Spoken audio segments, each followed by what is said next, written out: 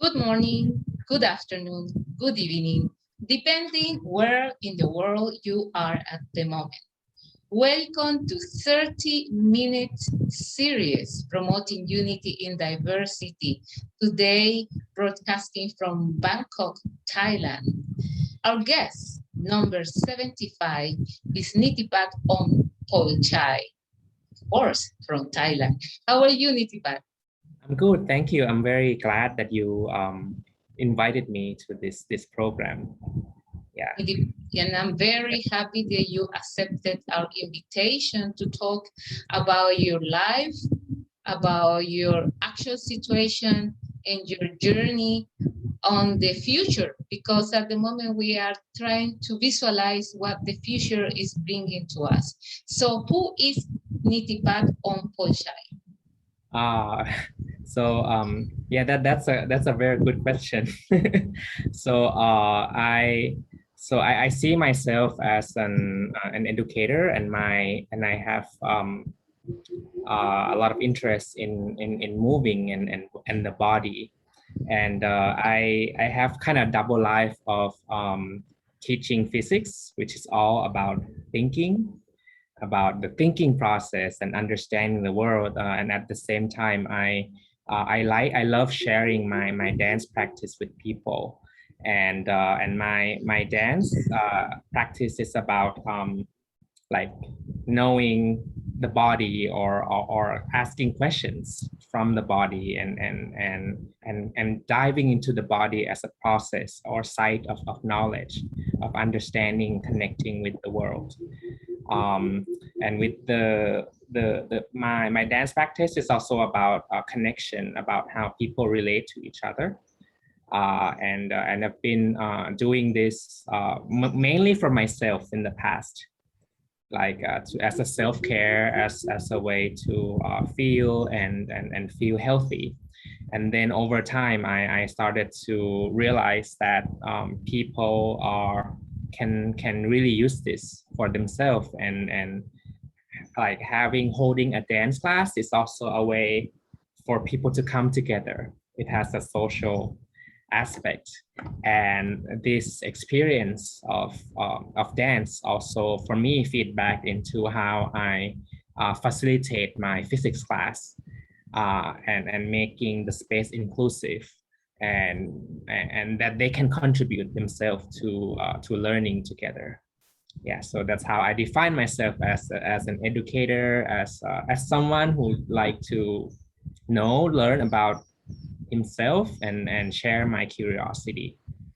You have been traveling and also experiencing intercultural experiences overseas.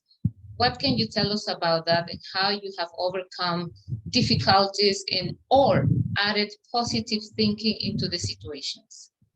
Yeah, I grew up in Thailand in a very stereotypical, like common, like average, like kids, like being in public education and all that, and in my like late teenage or 20s, I went to the US, and it was a huge shift of like realizing about my own culture, the things that people taught in school, and you have to believe in certain things, or like hold certain etiquettes, and to be in a completely opposite education system or society where they expect you to speak up, like, or to like to be a leader, or to like be able to communicate across different type of people, and language like becomes like a very strong tool to show yourself that you're capable.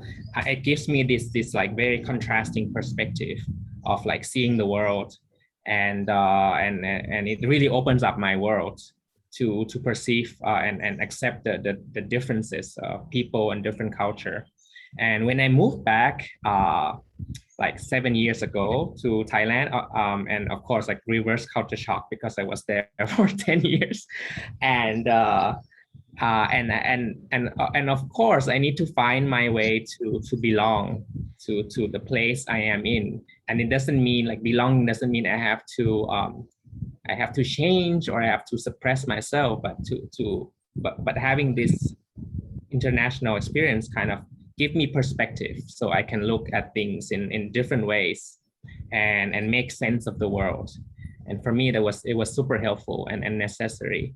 And I'm also kind of jealous of people this generation where they have access to internet, so they know that they can find rapport for the things that they experience in school or in place of where there's a lot of power structure, and then they can share more with other people. Maybe they find some behaviors or some kind of thing that kind of irritate them, and now they can share. They see, oh, other people, they find it weird too, that certain behaviors are like strange and affecting them. So yeah. Nitipat, how do you decided to use dance and movement as an element to heal yourself and to support yourself? Good question. Because my background is in the science and in like physics, which is all about thinking in the brain, in the mind. We do like a lot of operations and trying to solve problems. And dance for me is a way to come back to something more intuitive, something more in the body. And my practice is about meditating on the meeting in the body. And the meeting means like whatever we're doing now, there's information coming in. Like my feet is touching the floor, and there's this information, and my skin is touching the air. There is all this meeting point. I'm breathing, and when I'm able to shift attention, not from just thinking alone, but to also feel what is there for me, to expand my awareness, then I feel like I discovered the potential of myself, of this body that can offer, and I'm connected to the world and to other people. So it allows me to shift attention, and that's really helpful for me to not be just stuck in one way of thinking, one way of seeing, one way of feeling, but to know that there are all these endless possibilities that my body can perceive. Yeah. You also have been working consistently in developing friendly spaces to express life through movement. And you also welcome a lot of international and local artists to this configuration, including moving cultures. What can you tell us about that? Yeah, so I think since 2017, my work has developed into a collective, and the practice has shifted from me teaching certain skills or like ways of moving into like opening up space for people to share, from like this point of openness and awareness of the body. And since then it has grown into like a space or some kind of like nowadays we're kind of apart, but the spirit, I feel like it becomes like a spirit of like wanting to share, wanting to open up for new people to be part of, and finding new ways of being, of living, of making. Yeah, for each individual, and also like having this middle ground for meeting and sharing. And also think about others outside our circle, like how our practice, our action like affect society or like other people. You have really proved that unity and diversity is inclusive and is dynamic, because your choreographic work tells and shows that. Share with us some of those experiences. Yeah, so year 2019, and I have to thank you for encouraging me to work on this process. So we work on this piece called We, and we use a process about voice activation for everyone, for the collective members to like discover their inner desire or things that has been suppressed. And we found like a way to share through movement and writing and actualizing the things that we kept inside and we suppress it, maybe by social conditioning or whatever, and express it through each other. Yeah, so it was a process that we developed, and it was enriching for me because all the materials came from the participants, the members. And yeah, and having worked on this, I have found a lot of interesting way that people can connect among themselves, and also we integrate this work into a space that has a local community.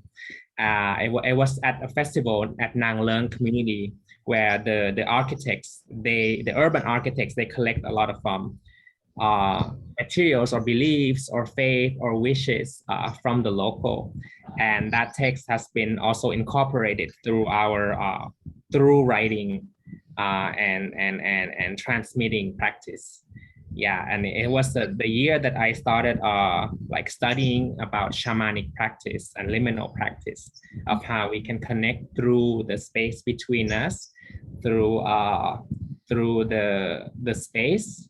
Yeah, and imagining what's possible between people. Yeah, and it was enriching experience for me.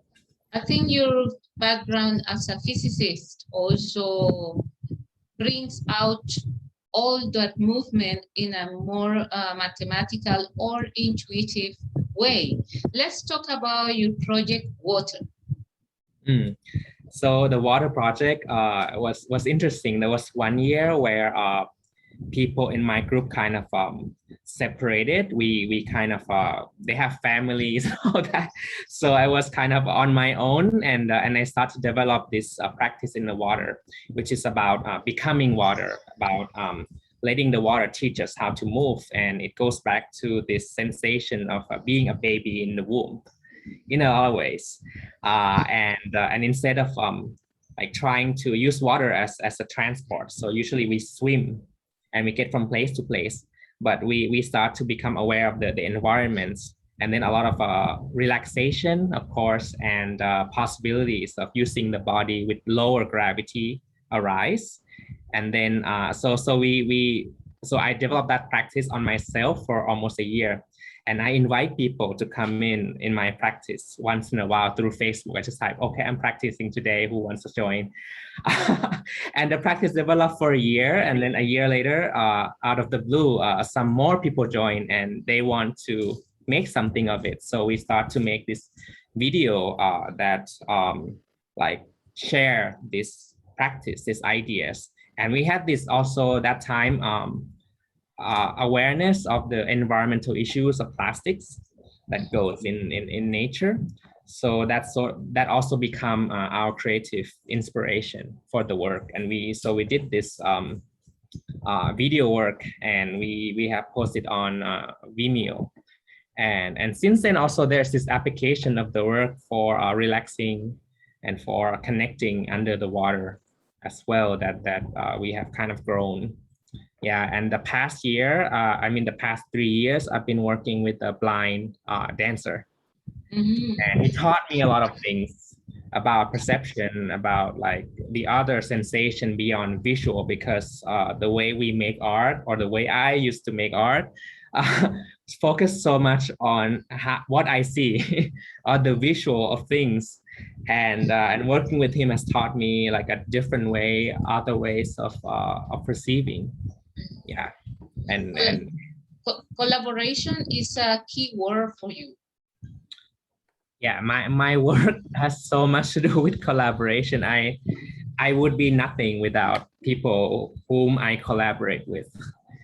Yeah. Yeah. And it's been very powerful, not only for the collective, but for each one of the individuals in their personal life. Can you let us know some of these results or impact? Yeah, for me, through this process, I came to an understanding that an individual is made up of things from outside that comes to us. and the things that we don't need, the thing that we transition or transform, the leftover will become the compost. So and to be aware of that can be very empowering, so that I'm not stuck in my own way or the way I think is the best, and I can allow myself to change and allow myself to learn and to realize my role, my impact on other people, on the world. I know that during the beginning of the health crisis, you developed a very strong connection with your drawing and painting skills. Can you let us know how do that process took place? Yeah, I feel like it was a time for contemplation when I'm stuck in imprisoned in my own residence. In your And, own chamber. yeah. Yeah, it's like it's a way to kind of deal with my temper and my emotions, and it was a learning process for me to connect with that, because as a physicist or who's like very into the mind, and also or like dancers like in the body, sometimes I find myself kind of controlling my emotion. And when I'm like just with myself drawing, I drew portrait. I choose to do portrait, which has to do with face that carries a lot of emotion, a lot of my attachment to what I see, or like people I love, or how I see myself. It really comes out in the process of drawing and seeing my work, and praising my work, and hating my work inside my own prison. uh, and how do I keep on going and expressing and enjoying what I do. I've learned so much through that process. And even though it's like a very alone thing to like draw, I found I start to find a channel for sharing. During COVID quarantine, there's a huge surge of online art community where people share their work and feedback each other, and I found that very encouraging. And I learned a lot about visual art, something that I didn't have time or like big investment in. And through that process, it has given me a lot of new tools of contemplating about myself, and also maybe healing myself also. Yeah. Nitipat, let's talk about your upbringing, because I know family and community are a key element on your actual life. Tell us something about your childhood and the influence of your parents or grandparents or any other people in the community. Mm-hmm. So I grew up in a kind of a middle class family in Thailand, and I live in a big family. So my parents stayed with my aunt's family, and there are like 10 people living in the same place in the suburb, northern suburb of Bangkok. And I grew up a very kind of very typical, like very average. But I also enjoy my carefree attitude that my parents gave me to choose my own path, to like explore things that I want to do. Like we didn't have a lot of money growing up, so I didn't do any extracurricular activities. But they never forced me to like that. They never forced me to like, oh, you have to like study well, you have to succeed. They just want me to kind of enjoy and find my own way. And being an only child, like there's not much to do during summertime, so I would study random things. Yeah, I like to read. I love to read. And at some point, I love language. I remember in my middle school, like I watched TV program teaching French and Japanese, and I feel like, oh, it's like a new world. I'm curious about them, so I like really dive in and just uh, like trying to learn things. I remember that experience. But of course, in teenage year, like when you don't have immediate family members, because I'm an only child, I felt very lonely and lost also. And because I feel like I'm kind of stuck and left alone in my parents never control me in a way. So I felt a bit lost. And I feel like I had to try really hard to get somewhere or to find my way. So it was a trying time, and but I somehow get out of it and find my own ways. So I appreciate my upbringing, that they don't, my parents don't control me or like don't force me at all. And yeah. And so when I went to the US, I got a scholarship and I went to the US. It was like they were liberating. They were like helping me to kind of overcome that fear by just being supportive and also leave a distance. It's quite unusual in this way, I feel. And it's incredible how this lonely time and this need to connect with others, because you've been an only child, has bringing you to create all these collectives. That is like a big family, like a big extended family, because it's so many people in the activities, and also in the conversations, and also in the way of thinking that has allowed you to be part of something greater than what you imagine. What can you say about that? Yeah, I feel like it's about transformation in a lot of ways. I grew up, my family, we don't really touch a lot. And I don't know, I found myself somehow transform into like encouraging more touch. And nowadays, my mom and I touch each other more. We hug each other more over time. It's kind of strange and interesting in a lot of ways. Yeah. I think you also added an extra element to the body language of a society, because let's talk about Thai culture. People doesn't touch much. And this doesn't have much to do with the family. Probably some families who have more foreign influences do, but traditionally Thai people is very conscious of their own personal space. And you see it when we go on the metro, you see it when we go walking on the streets. People always try not to touch anybody. And I think it's great, that you understood your personal need to be connected physically. What can you tell us about the Thai culture and the movement? Because it's something that actually you're exploring and working on.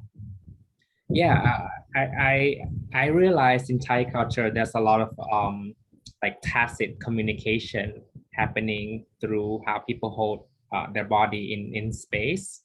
Like we would be so aware of like the signal that the body carries or sends, and there is a clear hierarchy or a code, like etiquette code when we deal with senior people or younger people, and or also between gender. It's there's like a social code going on. Like we're not supposed to stand like higher than people older, new, or at least that what happens when I grew up. And to finally like come back and work at this, and question the different ways of this built-in interpretation or projection on what movement means, actually came to a use nowadays when a lot of social values are being questioned, and the hierarchy in the or political structure has been questioned a lot nowadays in Thailand. And I see these issues being reflected a lot in the workshop that I facilitated with Thai people. I used to work the past few years. I used to work with an LGBT activist group, and also at a meditation center, like a contemplative learning center in Bangkok. And people who came to this place are people who like interested in psychology and society and social movements, or some have also some traumatic experience uh, in their family or in their relationship. So it brings a lot of awareness to this issue about touch and about the kind of politics in the body and the way our society has the culture has affected us. Yeah. You have created a safe space for your partners, your collaborating mates, and any person interested in dance movement to embrace. Let's talk about the safe space. For me, safe space is a place where people can be authentic, and we can allow ourselves to witness who we are, not just the bright, the positive part, but also the shadow, the things that we hide under, the things that we suppress and we don't accept that it's there. And by allowing this to, that just to acknowledge that they exist, can already give a lot of power for one to find freedom, to find openness, and to listen better to what the space needs, what are the needs of other people. And for me, it's very basic, but it's like so challenging somehow with our social conditions. Yeah. In order to move on or change or do anything, we need to be authentic, I feel. Yeah, when we also cover the safe space topic, judgment is one of the greatest adversaries. Let's talk about judgment in movement. Yeah, for me, judgment comes from choosing or fixating on certain ideas. Judgment has a place. Like sometimes we need to judge to survive, but to have a little distance. I feel like judgment partially comes from belief also. Like you have to believe in certain ways to be able to judge, and to have a bit of to embrace judgment, but also give a little distance. So you can change. You can look at things in many different ways to see the different sides. Because if I speak from physics point of view, the universe is indifferent. They just go on its own, and as human we like to decide, oh, this is good, this is not good. Yeah, but universe is so neutral. Yeah, it means I just impose my ego on things a lot of time, and it's a powerful practice to step away and look at my ego. You mentioned a very important word, that is belief. And now we're going to talk about belief systems, because you work with people who have so many different way of thinking, and they come from so many different backgrounds, and they have so many different family and personal experiences. And then you need to create a choreography where music and dance and also percussion and poetry and painting and so many things take place simultaneously. And for me, that's a clear example of unity and diversity. Let's talk about the process on this kind of collaborations. So the process that I believe in and I use a lot when working is I accept everything as long as every quality of movement, any idea, as long as it happens now and I move from where I am. I don't move from where I am not. And that's just very simple, like so simple, so like clear, but elusive. And that gives it a power, and it gives it a lot of complexity in the work. A lot of time when we make art, we decide beforehand that we want certain things and we exclude other thing else, and it becomes an ego. Or we build sort of like an ego around artwork in a lot of ways. And for my process, when I deal with how we transmit energy between people, how we live together, it becomes less about this separate ego, but how this space between this constant listening, constant adjusting, constant alignment of our relationship with other people would bring about an organization, a structure, an artwork. And it's very alive and active in a lot of ways. So you practically are doing active meditation because you are in the present and you embrace the energy each one of the collaborators is bringing to the stage or to the space where you're working. Now that we're talking about being present, this is the moment to talk about the new generation. And we already reached the 30 minutes of the conversation. So we'd be very great if you can send a message to the new generation and the society about unity, diversity, and inclusion. I feel a lot of encouragement to see the younger generation having access to information around the world, and there I noticed their desire to connect across globally, much more so than my generation, who grew up in between our local culture and also like reaching out the new. And I see there this potential of openness and reaching out as very powerful. And but also I feel that the younger generation has a challenge of like maintaining integrity or knowing which way to go. There's just so much going on. So I would like to encourage them to also feel and develop, cultivate their awareness of the body, of how this information comes to them and how they react.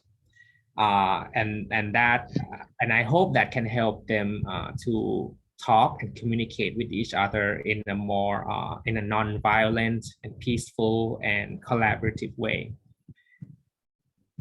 Thank you, Nitipat, for your love for humanity and for promoting unity and diversity through your work, through your personal life, and through your way of thinking. So wishing you all the best in wherever you are, you know, and I'm sure that the sun and you are going to keep shining. So blessings. Thank you, Wanny. Thanks. And looking forward to embrace you soon. Okay. Thank you. Bye-bye. Bye.